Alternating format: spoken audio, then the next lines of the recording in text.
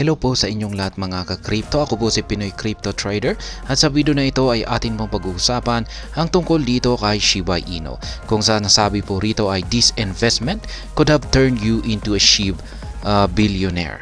Kaya ayan, yung investment daw na ito ay maaaring tayo raw po ay naging isang SHIB billionaire dito. Kaya ayan, atin pong aalamin kung ano nga bang klaseng investment ito kay Shiba Inu. Pero bago pa tayo magpatuloy ay nais ko lamang po munang bigyang linaw ang aking disclaimer kung saan ang nilalaman po ng video na ito ay hindi po ito isang financial advice. For education and information purposes lamang po ang layunin nito. Maliban po dito ay nais ko na rin pong magbigay babala na wala pong kahit anumang group chat ang Pinoy Crypto Trader. At ayan, ang sabi po rito ay some Shiba Inu investors could have become billionaires if they had taken a premium risk and capital injection in the token's early days.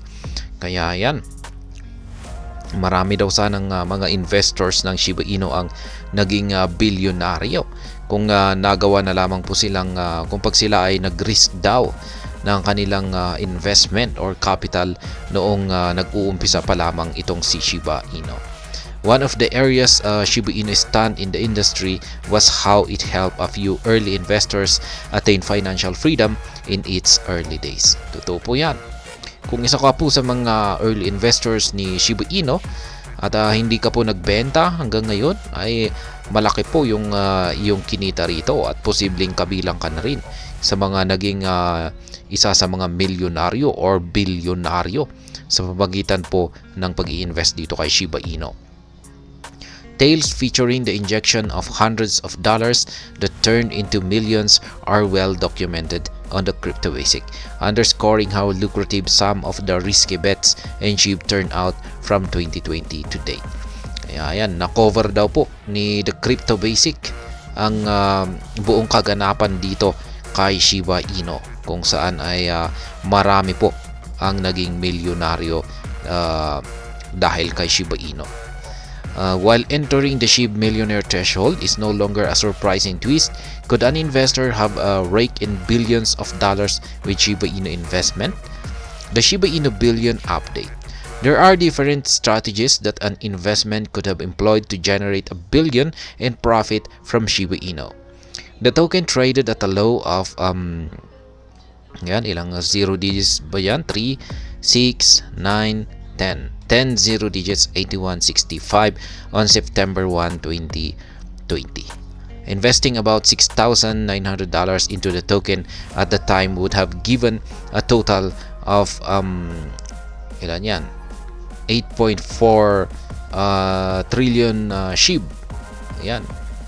Kapag nag-invest daw po tayo noong September 1, 2020, yan, sa ganito kababang presyo, 10 zero digits, 8165, ay yung ating $6,900 ay makakabili po tayo ng nasa 8.4 trillion na amount ng SHIB. Kaya, ayan, patient investors who held this bug until the coin touched its all-time high of 40 digits 8845 a little more than a year after would have raked in a total profit of $7.47 billion. Kaya yan, kung meron daw pong isang investor ang may mahabang pasensya at kanyang hinold yung kanyang binili na ito na napakalaking amount ng Shiba Inu token hanggang sa umakyat yung market price ni Shiba Inu sa kanyang all-time high na 40 digits 8845, ay kumita siya ng $7.47 billion. Ayan. Kaya sa madaling salita ay yung kanyang $6,900 ay naging $7.47 billion. While investing $6,900 in an unproven coin might be seen as too risky a venture, injecting $100 weekly from around August 20, 2020 until the time the token touched its ATH, a total of $6,900 would have also been invested. The value of the investor's holding would have jumped to $1.16 billion with a more than 18.7 million percentage. Kaya yan.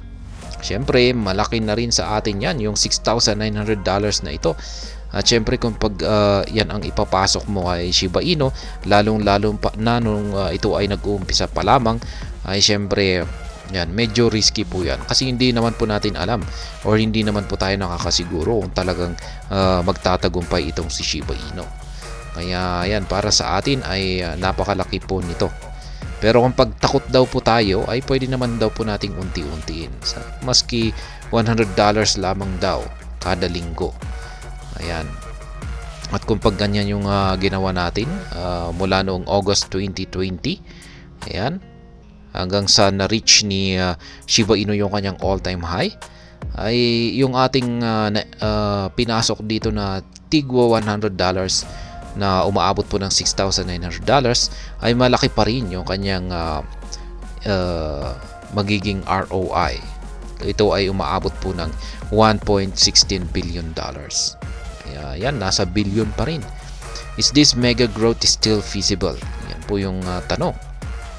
Yung maraming katanungan kung saan ay yung ganito nga ba kalaki na paglago ni Shiba Inu noong kanyang mga early days, ay posible pa kaya na mauulit ito. In the crypto ecosystem, reality has been distorted on several occasions, making it hard to define what is possible or not. Shiba Inu now has a more robust market capitalization, pegged at $5.3 billion, making such erratic price surges largely unrealistic. Kaya, ayan daw po ang base rito ay pagdating po sa ecosystem na ng crypto ay posible pong mangyari ang mga hindi natin inaasahan. Pero sa ngayon kasi, yung kalagayan ni Shiba Inu ay meron na po siyang solid na market capitalization. At ito ay naglalaro po sa $5.3 billion. Kaya kung magkakaroon po ito ng malaking price surges, yan, mga mega growth or mega surges, ay mukhang unrealistic daw po ito or malabong mangyari. However, with the growing clamor to reduce the supply of the token in the long term, investors with large capital and patience may still rake in enormous growth over the coming years. Kaya yan, para sa akin na rin ay mukhang malabo na rin na magkaroon ng matinding surge itong si Shiba Inu kagaya ng kanyang ipinakita nitong past performance. Yan, yung kanyang performance nitong mga early days. Pero yan, ang aking pananaw po rito ay isa po siyang long term kung saan ay patuloy lamang po siyang lumalago. Yan. Kasi yung nangyari po kasi nung kanyang early days ay napakabilis po niya na sumabog or umangat yung kanyang presyo. Pero sa ngayon at meron na siyang solid na foundation at napakalaki na po na yung kanyang market cap, ay syempre hindi po siya magiging ganyan kabilis. Pero masasabi ko po na unti-unti po siyang umaakyat or tumataas yung kanyang presyo. Kaya pang long term po talaga ngayon itong si Shiba Inu. Kaya yan, hanggang dito na lamang po tayo sa video na ito. Sana po ay inyong nagustuhan ang aking paliwanag dito. Kung inyo po itong nagustuhan ay pakiclick lamang po ang like button nito.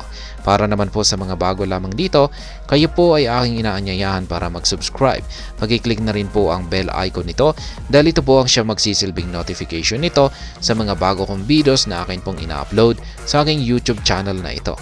Marami pong salamat sa panonood, ingat po tayo lagi at God bless po sa ating lahat.